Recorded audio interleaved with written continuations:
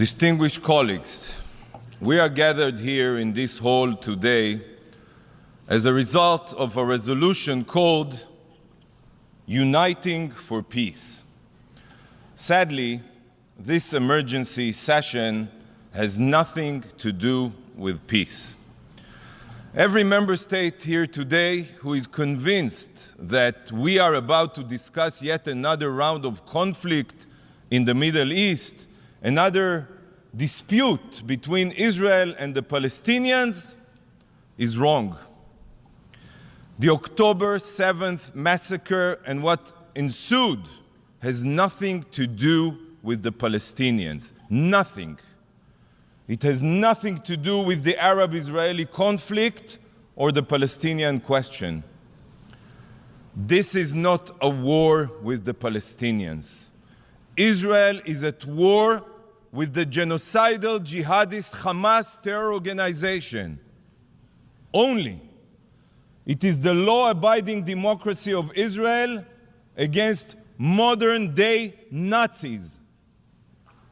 These are the facts. Hamas do not care about the Palestinian people. They do not care about peace or dialogue. Hamas has only one goal: to annihilate Israel and murder every single Jew on the face of the earth. Their original charter makes this very clear.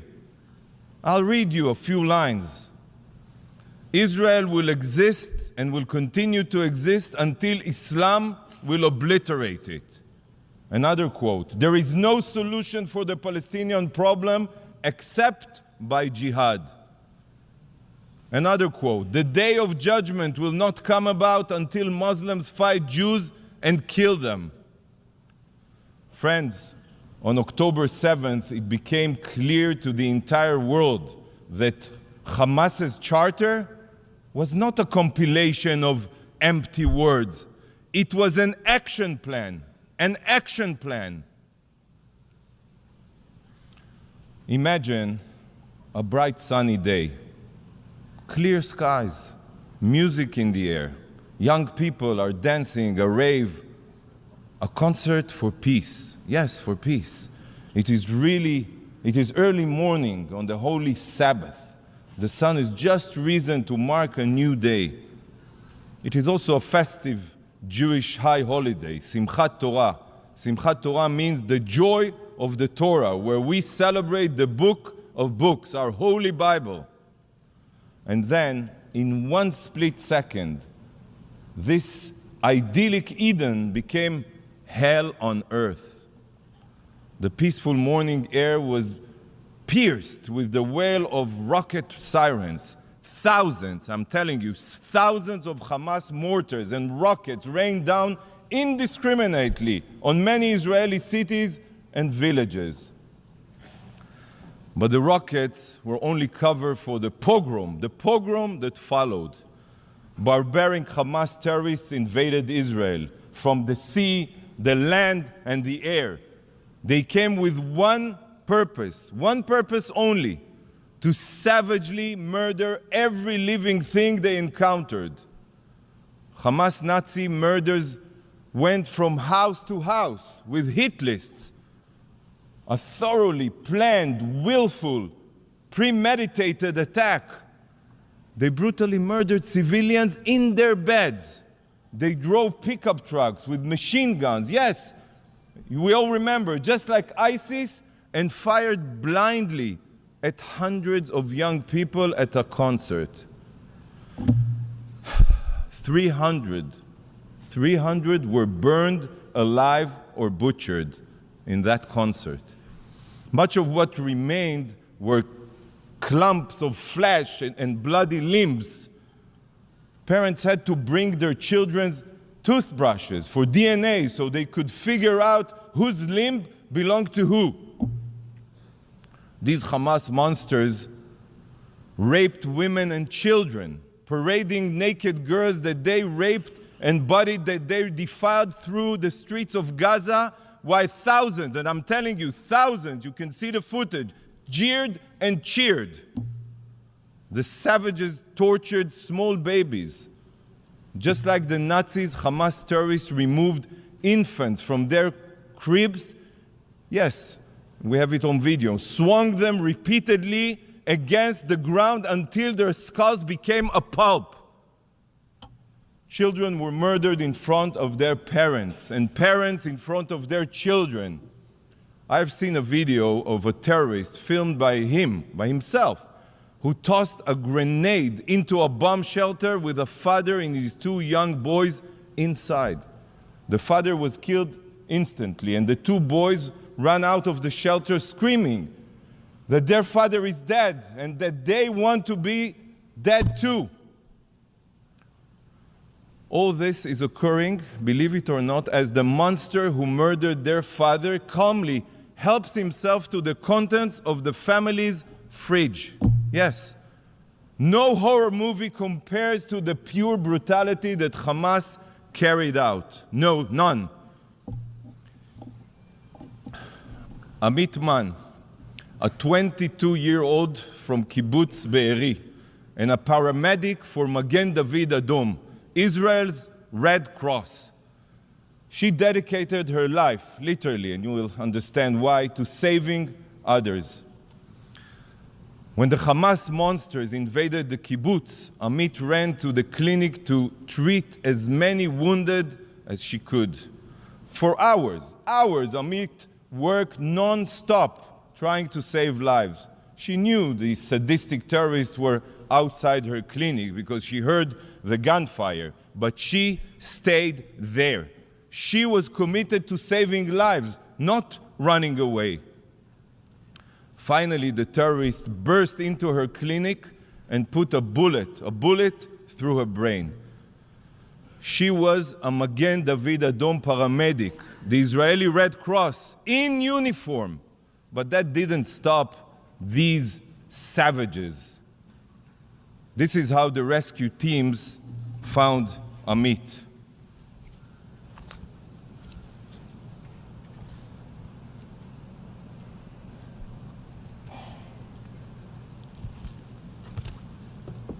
Ambulances were set on fire.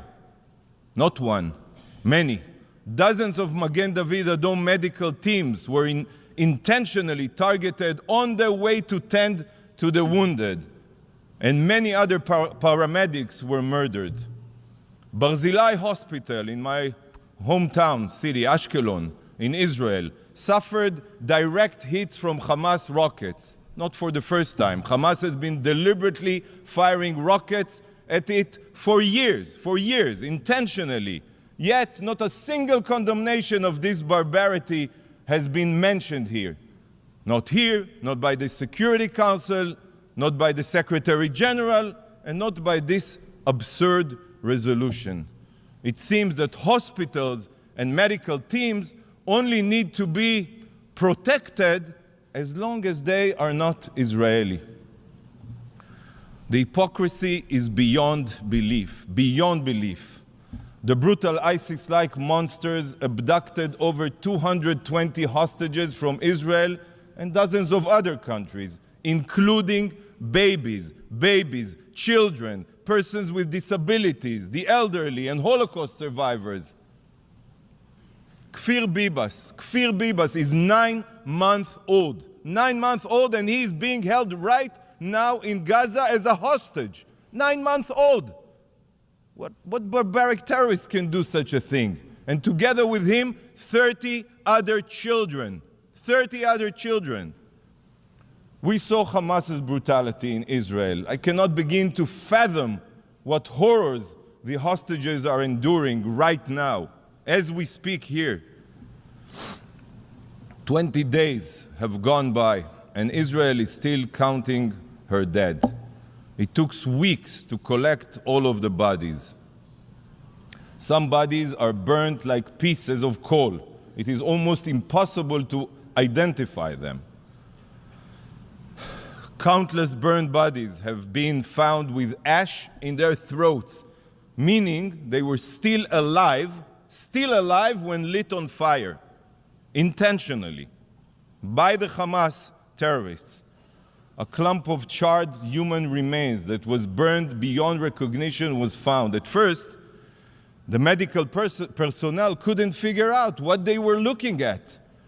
Yet, after a CT scan, it became clear that they were two spines, not one, two spines bound together with wire. One belonging to an adult, and the other, the small spine, of a child. So just try to imagine that parents feeling as they and their child were burning alive. The painful screaming of the love of their life was the last thing they heard, the last thing. Do you not think it's unbelievable that this resolution here today and this session are not solely focused on Hamas's atrocities? When reading this resolution, Hamas seems to be missing in action. The drafters of the resolution claim to be concerned about peace, yet the depraved murderers who initiated this war are not even mentioned in the resolution, not even mentioned. They see each one of you as puppet. They write a resolution completely devoid of any content related to the situation. They assume that you have already forgotten who it is that is responsible for the inhumane violence, and they just expect you to support it automatically. This resolution is a disgrace to your intelligence, a disgrace.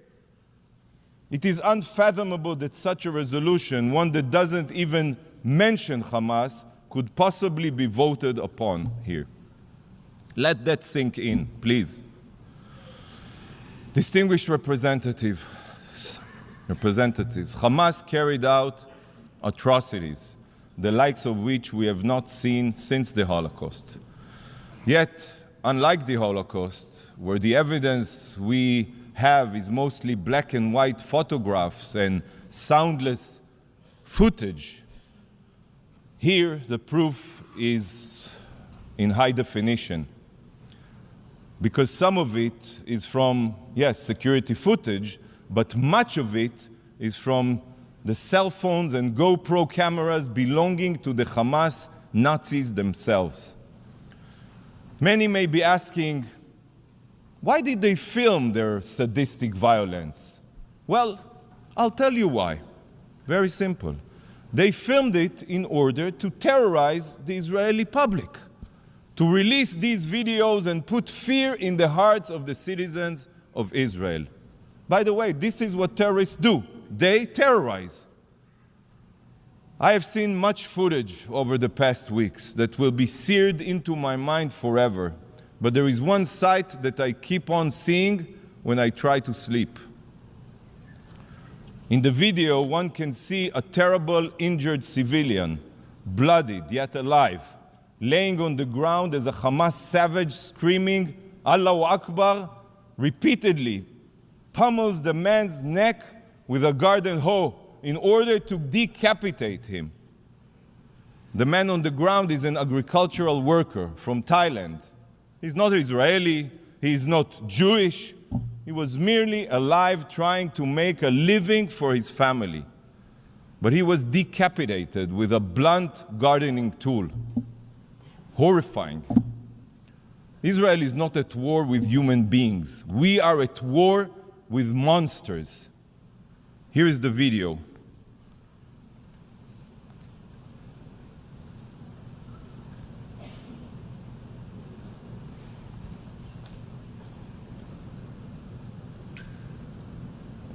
بس هات سكينة هات سكينة هات سكينة هات سكينة هات أنا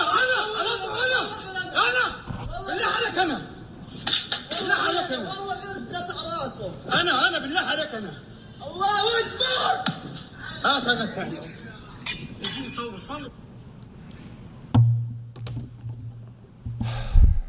My mission distributed and will continue to distribute QR codes with a direct link to files where you can see this horror and many other Hamas atrocities.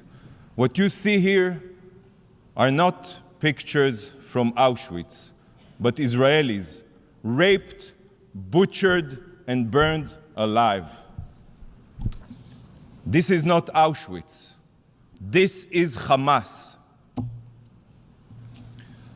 There are no words in the English language, in any language, to describe the evil that we all just witnessed. And the reason it is not describable is because it has no place among humankind. Over 1,400 have been slaughtered, 1,000 injured, and over 220 hostages are being held right now by Hamas ISIS terrorists. To say that this is Israel's 9/11 would be an understatement. Proportionally, the death toll of this atrocity is 15 times bigger than 9/11. By the way, our enemies are not 7,000 miles away, they are 7,000 feet away, in our own backyard. So for this reason, Israel's mission is to eradicate this evil from the earth. Eradicate. ISIS was the Islamic State of Iraq and Syria, and Hamas is the Islamic State of Gaza. So just as was done with ISIS, Hamas must be no more. Our goal is to completely eradicate Hamas's capabilities, and we will use every means at our disposal to accomplish this. Not for revenge, no. Not for retaliation, no. But to ensure that such depravity, such atrocities never occurs again. Israel is at the forefront of the war on radical jihadist terror. And if Israel doesn't succeed in obliterating Hamas's terror capabilities, the whole world will pay the price. Hamas's genocidal ideology, just like ISIS, Al-Qaeda, or the Ayatollah regime in Tehran of Iran, is not just about destroying Israel. You all know it. It is ultimately about world domination. It is about bringing the jihad war to the soil of each and every one of your countries. They will not stop until they murder all of the infidels, as they call us. Colleagues, for the past 16 years, the international community and the UN have been complacent to Hamas's terror buildup in Gaza. Complacent. The world has kept its head in the sand as Hamas embedded its missiles and rockets deep within and under the civilian population of Gaza. It accepted an absurd reality that a law-abiding democracy could live side by side with cancerous genocidal terrorists that fire tens of thousands of missiles indiscriminately at our civilians, unprovoked. We have seen that nothing can change Hamas's genocidal ideology. Sadly, not the rehabilitation of Gaza, not economic incentives, not any promise of a brighter future. The UN tried. Many of you tried. But everyone failed. Everyone failed. And you know why? Because nothing can change a genocidal ideology. Nothing. There is only one solution to curing a cancer. It is the evisceration of every cancerous cell. The international community has poured billions of dollars into Gaza, and it all went to Hamas's war machine. It went to its subterranean city of terror. It went to its missile manufacturing facilities. And you remember, 18 years ago, Israel unilaterally withdrew from all of Gaza. We withdrew from all of Gaza. Hamas could have invested the international funding it received into building power plants, water desalination plants, every other civil infrastructure. But no. Instead, Hamas exploited every inch of the Gaza Strip for their violent goals. Because to Hamas, Gazan civilians are nothing more than mere cannon fodder, human shields who in death become pawns for Hamas's libelous propaganda campaign. Hamas is counting on you. They are certain that despite the terror and massacre, the UN will still come to their rescue and prevent Israel from defending itself. Friends, Israel is on a rescue mission. our rescue mission to save our hostages, to save our future, and to save the people of Gaza from their savage tyrants. Our rescue mission. And colleagues, the rescue mission can end quickly. Now, it can end now. No need for complicated, empty resolutions. It can end now.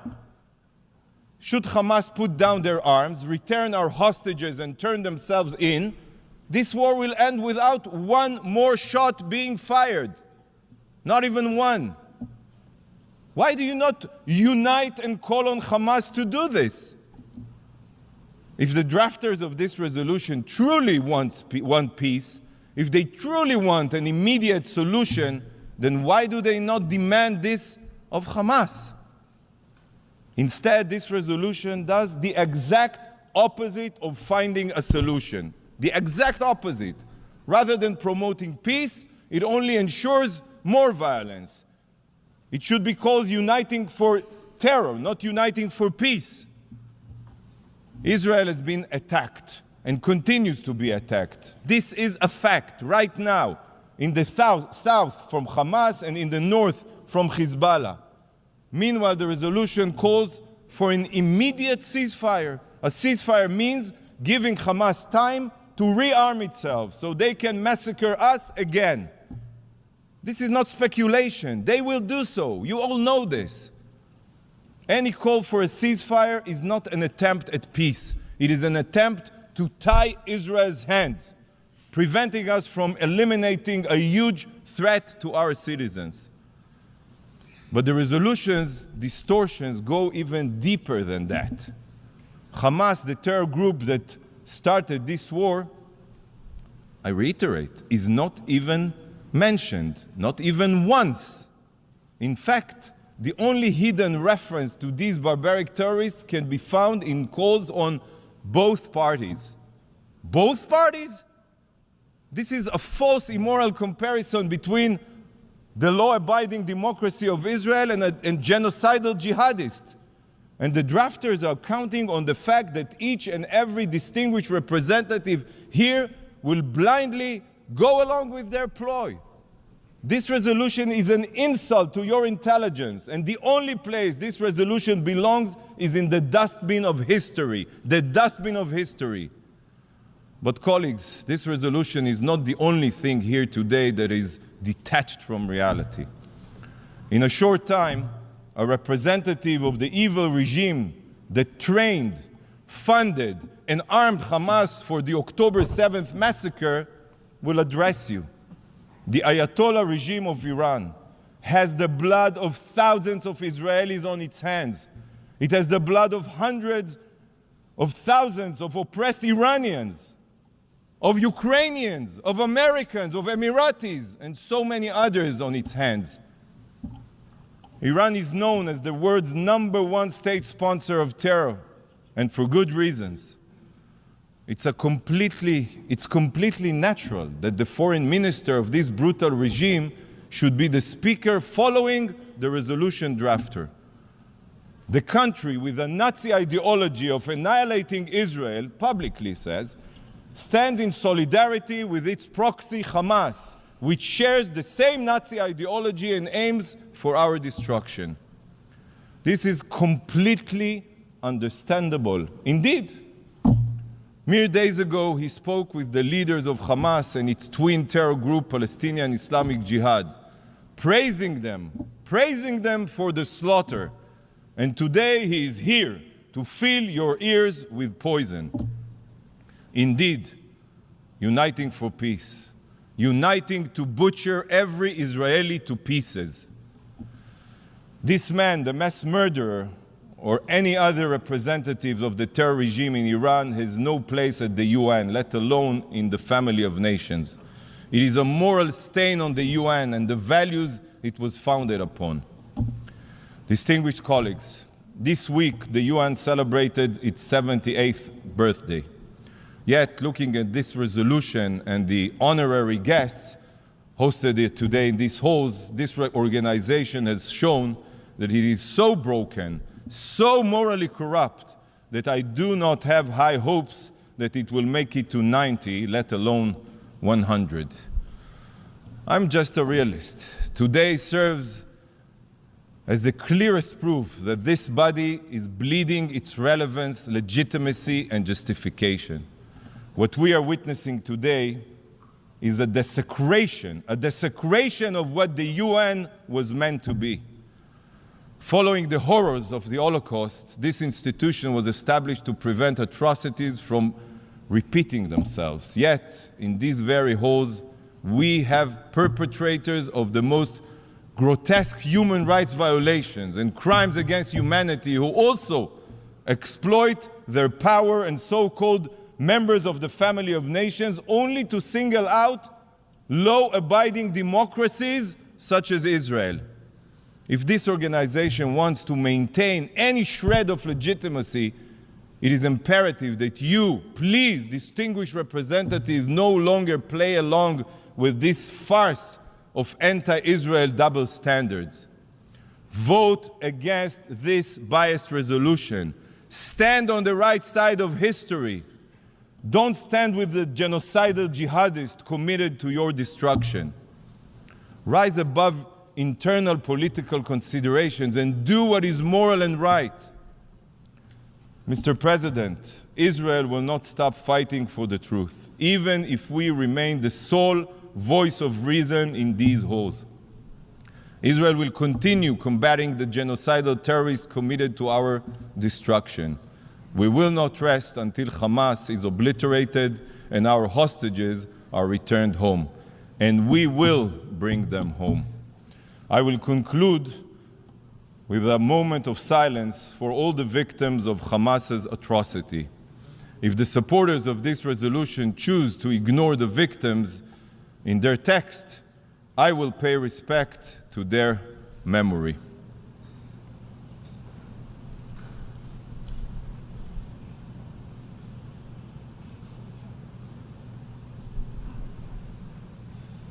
Thank you, Mr. President.